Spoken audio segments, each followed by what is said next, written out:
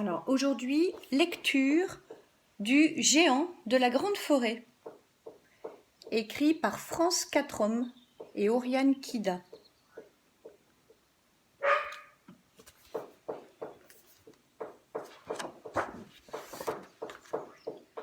L'homme était parti tôt ce matin-là faire le tour de la grande forêt. Parfois, il ramenait des bêtes blessées. Sa femme les soignait. Il était les gardiens de la grande forêt et assurait la protection. Comme la forêt, les deux gardiens avaient vieilli. Ils lui étaient cependant toujours aussi fidèles qu'ils l'étaient l'un à l'autre. Rien n'aurait pu les séparer.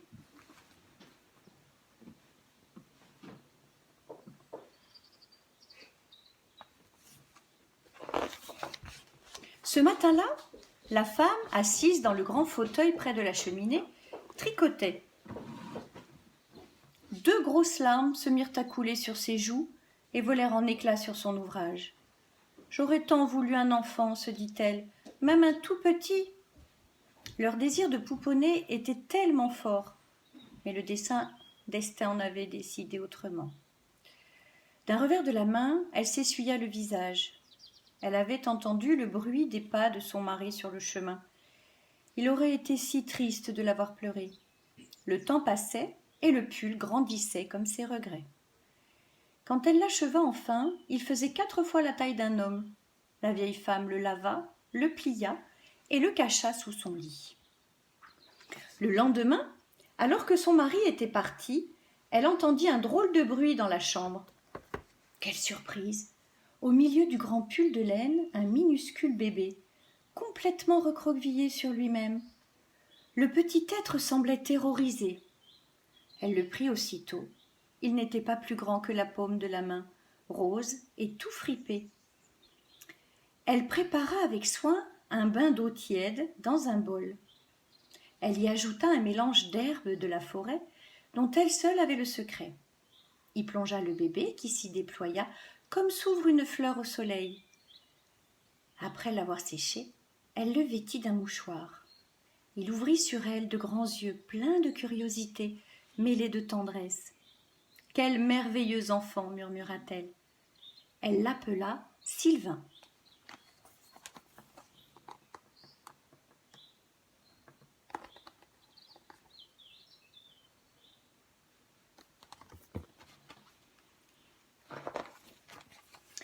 Comme tous les bébés du monde, Sylvain se mit à pleurer. Pensant qu'il avait faim, sa mère lui prépara du lait. À peine avait-il terminé de boire qu'il se remit à crier de plus belle. Elle eut beau le bercer, le cajoler, il ne voulait que manger. À son retour, son mari n'en crut pas ses yeux. De sa vie, il n'avait vu d'être aussi extraordinaire. Après un moment de stupeur, il se mit avec sa femme au fourneau. Ils cuisinèrent jusqu'au soir. Bouilli salé, bouilli sucré, bouilli poivré, le bébé avalait tout sans broncher. Après un repas de plusieurs heures, Sylvain s'endormit enfin. Au petit matin, les gardiens ne retrouvèrent pas le bébé qu'ils avaient couché dans le petit lit, mais un petit garçon. En l'espace d'une nuit, Sylvain avait atteint la taille d'un enfant de 2 ans. Peu importe pour ses parents, Sylvain était l'être le plus merveilleux au monde.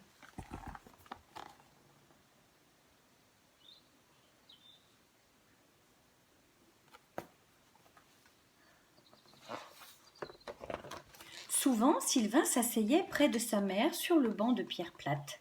« N'oublie jamais, lui disait-elle, tu es le fils de la grande forêt. » Les gardiens lui apprenaient à vivre au rythme de la nature. Sylvain connaissait tous des arbres et des bêtes, et il continuait de grandir. À 8 ans, il avait la taille d'un jeune homme, mais gardait son visage et son cœur d'enfant. C'est à peu près vers cet âge qu'il rencontra Gudule, une petite fille espiègle et intrépide qui n'avait peur de rien. Elle venait souvent dans la forêt en cachette pour le rejoindre. Ils jouaient en perdre haleine, grimpant aux arbres et courant les sentiers. On les retrouvait le soir, immanquablement endormis, emmêlés l'un près de l'autre, dans un grand pull de laine.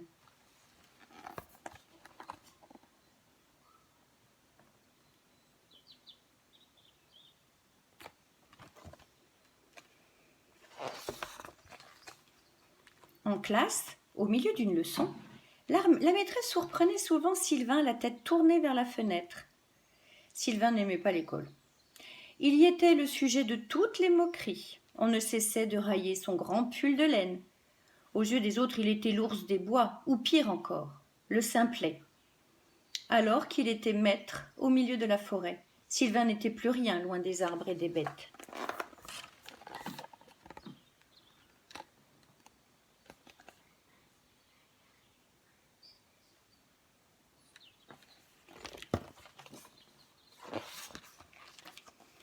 Un jour, alors qu'il traversait la cour de récréation, Sylvain reçut une pierre sur la tête. Il se retourna et il vit Robert qui se tenait les côtes de rire. C'en était trop. Sylvain se précipita vers lui, le poing brandi, mais il s'arrêta net. Les enfants le regardaient, ébahis, le souffle coupé. Gudule était là, au milieu d'eux. Sylvain ne voulait pas la décevoir. Alors, le dos voûté, comme s'il avait porté à lui seul toute la peine du monde, il partit. De ce jour, plus jamais personne ne se moqua de lui. On osait à peine le regarder. Peu à peu, la peur gagnait les villageois. Les parents de Gudule lui interdisaient de rejoindre celui que l'on appelait désormais le monstre des bois.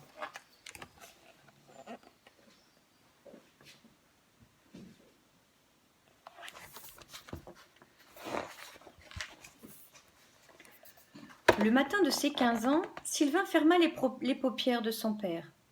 Sa mère fut emportée par le chagrin quelques semaines plus tard. Il se retrouva seul. Le matin, il soignait les arbres et les bêtes. Le reste du temps, il errait sur les chemins. Au village, on craignait d'autant plus le monstre des bois depuis que les gardiens avaient disparu. Les gens fuyaient Sylvain.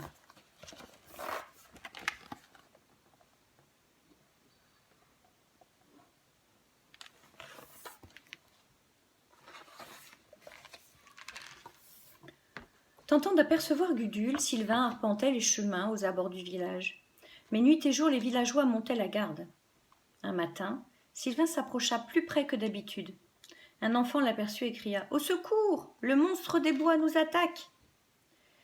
Comme pour un loup, les paysans lancèrent les chiens à sa poursuite. Alignés les uns à côté des autres, les hommes battaient la forêt. Le monstre ne pouvait plus leur échapper.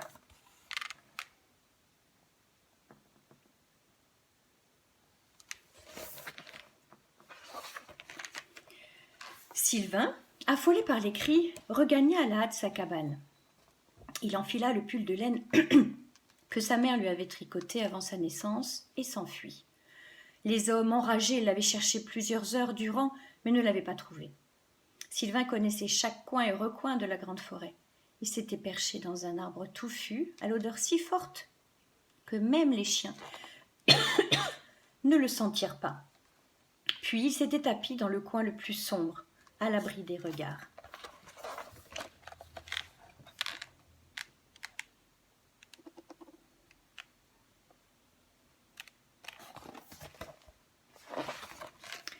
Quand les hommes s'étaient réveillés au petit matin, un voile gris recouvrait la forêt tout entière. De jour en jour, elle perdait de son éclat, comme touchée par une maladie incurable. Une haute ronce, jusqu'alors inconnue, envahissait les chemins et étouffait les arbres. Obstinément, hommes, femmes et enfants tentaient de faire reculer ce fléau. Du matin au soir, ils grattaient les feuilles et les arbres. Ils avaient beau couper les ronces à grands coups de machette, rien n'y faisait. Le mal progressait inexorablement. Sans son gardien, la forêt se mourait.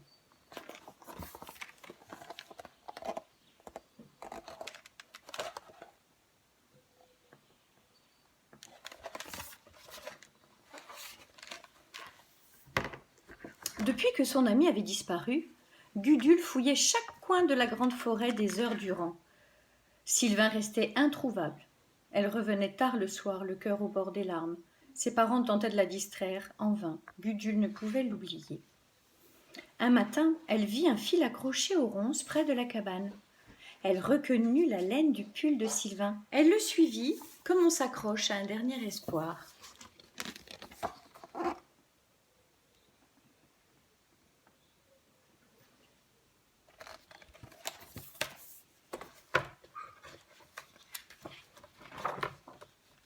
Au bout du fil, elle trouva le géant endormi, blotti, comme une bête, à même le sol, dans une grotte sans lumière. Quand Sylvain ouvrit les yeux, Gudule serra sa grosse main abîmée entre les siennes. Longtemps ils restèrent assis, sans bouger, dans la quiétude de la grande forêt. On aurait cru que la forêt tout entière suspendait son souffle.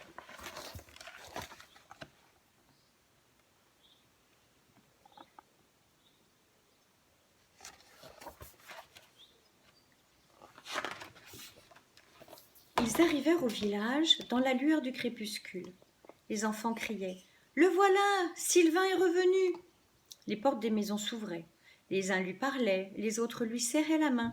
D'autres encore marchaient simplement à ses côtés. Sylvain recevait en 1 heure toutes les marques d'affection qu'il avait attendues d'eux toute sa vie. Pourtant, il voulut regagner sa cabane. Ce soir-là, il s'endormit le cœur tranquille dans l'intimité des êtres de la forêt.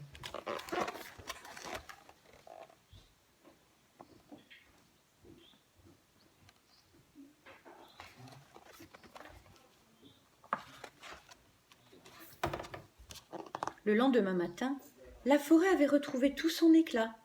Le soleil rayonnait dans le ciel et dans le cœur de Sylvain. Il traversa le village d'un pas précipité pour se rendre chez Gudule. « Je t'aime, lui dit-il. Je t'offre mon royaume, la forêt. » Elle se précipita dans ses bras. Ce matin-là, c'est sous l'œil effaré des parents de Gudule qu'ils partirent main dans la main. Avec toute la vivacité de leur amour naissant, ils se bâtirent une grande maison toute en bois. Depuis, ils vivent là, heureux, le plus simplement du monde, au rythme des battements du cœur de la grande forêt. Et Gudule pense tricoter un nouveau pull, vert peut-être celui-là.